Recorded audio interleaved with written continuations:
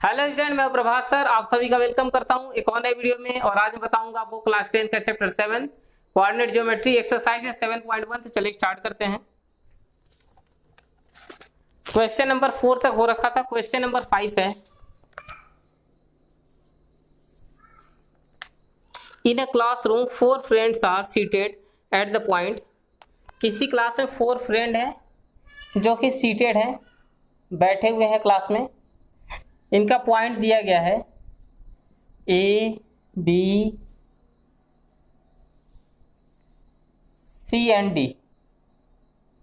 ठीक है, इन चारों पॉइंट पे 4 स्टूडेंट बैठे हुए हैं और इसका कोऑर्डिनेट इसके ऊपर आपको डायग्राम दिख रहा होगा, वहां से मैं कोऑर्डिनेट इनका लिख देता हूँ। ए का कोऑर्डिनेट है एक्स में तो 3 है और वाई में 4, मतलब इसका कोऑर्डिनेट बन गया 3 4। बी का कोऑर्डिनेट है 6 और 7, जैसा कि आप डायग्राम में देख पा रहे हैं। सी में है, एक्स में है 9 और वाई में है 4, मतलब ये हो गया 9 4। और डी का कोऑर्डिनेट है 6 और 1। ठीक है, ये हमने चारों का कोऑर्डिनेट लिख दिया। इस 4 पॉइंट पे 4 स्टूडेंट बैठे गए हैं। चंपा बोल रही है चमेली से कि ABCD जो है वो है स्क्वायर, और चमेली जो है इससे डिसएग्री कर रही है। अब हमें बताना है, क्वेश्चन पूछा गया कि डिस्टेंस फार्मूला से बताइए कि ABCD स्क्वायर है या नहीं है। तो डिस्टेंस फार्मूला हम लगा लेते हैं। पहले हम इन चारों का डिस्टेंस निकाल लेते हैं, AB BC CD और DA। तो AB इक्वल टू डिस्टेंस का फार्मूला होता है x2 माइनस x1 का square plus y2 minus y1 का स्क्वायर। ठीक है, ये हो गया हमारा x1 y1 और ये हो गया x2 y2। वैल्यू पुट कर लेते हैं।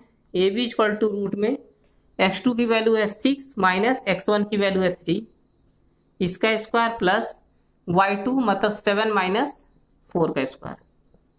ठीक है, ये सारी वैल्यू हमने पुट कर दी।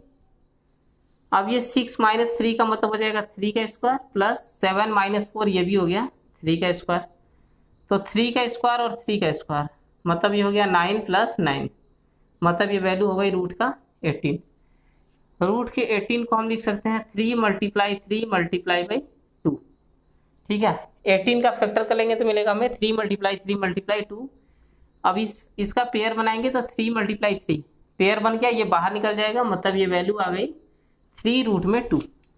ये वैल्यू आ गई हमारी, ए बी की वैल्यू निकल गई। ए बी की वैल्यू आ गई है 3 रूट 2। अब हम निकाल लेते हैं बी सी की वैल्यू। तो बी सी इक्वल टू ये हमारा है x2 y2, इसको x1 y1 मान लेते हैं। ठीक है, यहाँ भी फार्मूला लगा के वैल्यू निकाल लेते हैं।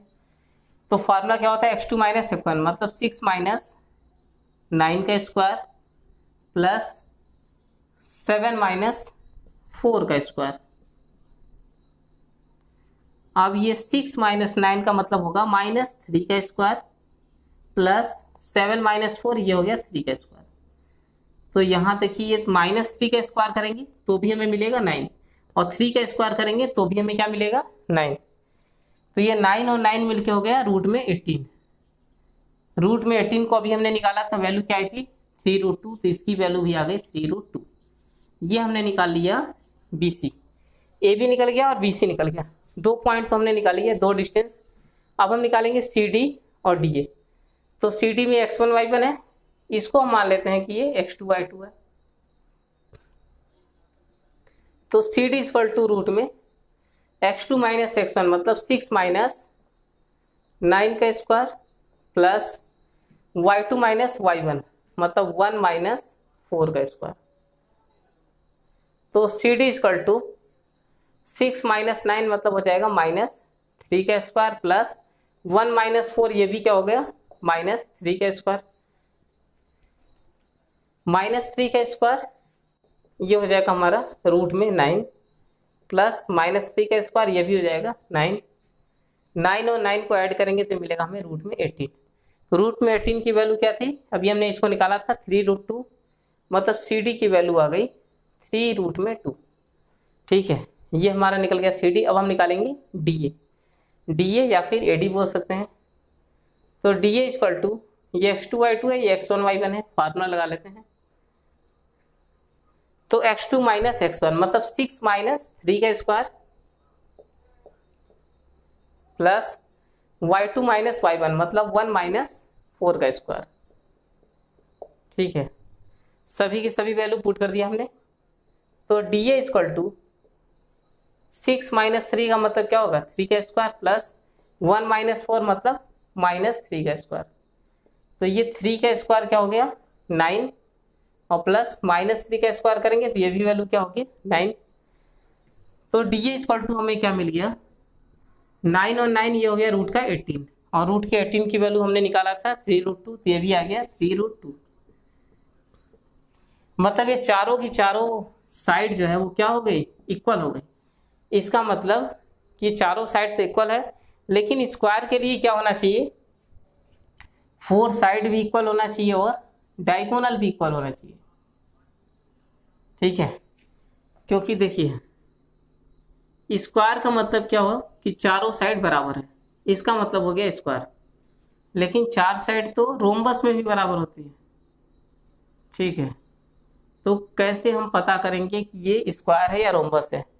इसमें भी 4 साइड इक्वल होती है और इसकी भी 4 साइड इक्वल होती है, लेकिन डिफरेंस क्या होता है स्क्वायर के जो डायगोनल होते हैं वो भी आपस में इक्वल होते हैं जबकि इसके डायगोनल अलग अलग होते हैं। एक डायगोनल ये वाला डायगोनल एक बड़ा हो गया और एक छोटा हो गया। इसकी स्क्वायर में क्या होगा चारों साइड इक्वल और डायगोनल भी आपस में इक्वल होते हैं, जितनी लेंथ इसकी होगी उतनी लेंथ इसकी होगी। इसमें चारों साइड तो बराबर होगा रोम्बस में, लेकिन डायगोनल क्या होगा एक बड़ा होगा और एक छोटा होगा। तो हमारा स्क्वायर है ये 4 साइड तो बराबर आ गई, लेकिन अभी हमको डायगोनल को भी मेजर करना होगा कि डायगोनल इक्वल आ रहा है कि नहीं आ रहा है। तो अब हम निकालेंगे AC। ठीक है, 4 साइड निकालिए, अब हम क्या निकाल रहे हैं डायगोनल। तो AC निकालने के लिए मान लीजिए x1 y1 है, इसको हम मान लेते हैं कि ये x2 y2 है। तो फॉर्मूला लग जाएगा x2 माइनस x1 मतलब 9 माइनस 3 का स्क्वायर प्लस 4 माइनस 4 का स्क्वायर। तो AC इक्वल टू 9 माइनस 3 हो गया 6 का स्क्वायर और ये हो गया 0 का स्क्वायर। 0 मतलब ये तो खत्म ही हो जाएगा, 6 का स्क्वायर मतलब इसको बाहर निकालेंगे तो हो जाएगा 6। अब हम निकाल लेते हैं BD। ठीक है, यहाँ भी x2 y2 है, इसको मान लीजिए हम कर लेते हैं x1 y1। तो अब हम निकाल लेते हैं BD। BD equal to x2 minus x1 मतलब 6 माइनस 6 का स्क्वायर प्लस ठीक है 6 माइनस 6 का square plus y2 minus y1 मतलब 7 माइनस 1 का स्क्वायर। तो BD इक्वल टू ये 6 माइनस 6 ये खत्म हो जाएगा, ये हो गया 0 का स्क्वायर प्लस 7 माइनस 1 बचेगा 6 का स्क्वायर। तो 0 से तो कोई मतलब नहीं है, ये 6 का स्क्वायर बाहर निकल के हो जाएगा 6।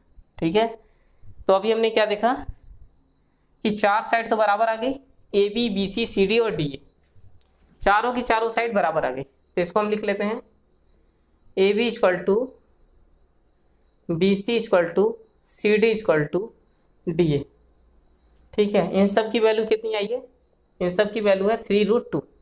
इन चारों की चारों की वैल्यू जो है ये देखिए, ये AB, ये है BC, ये है CD और ये है DA। इन सभी की वैल्यू आई है 3√2। अब हम आते हैं डायगोनल पे।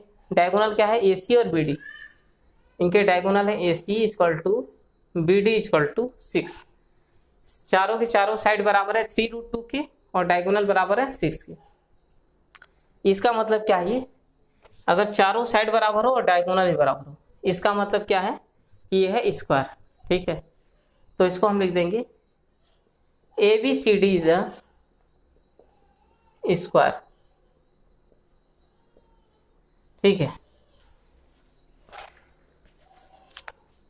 और चंपा ने बोला था चमेली से कि स्क्वायर है।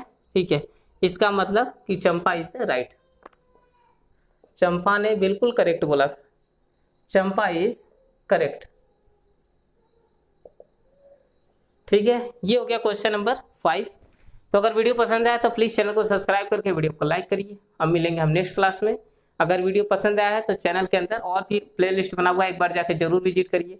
अब मिलेंगे हम नेक्स्ट क्लास में। Thanks for watching and take care.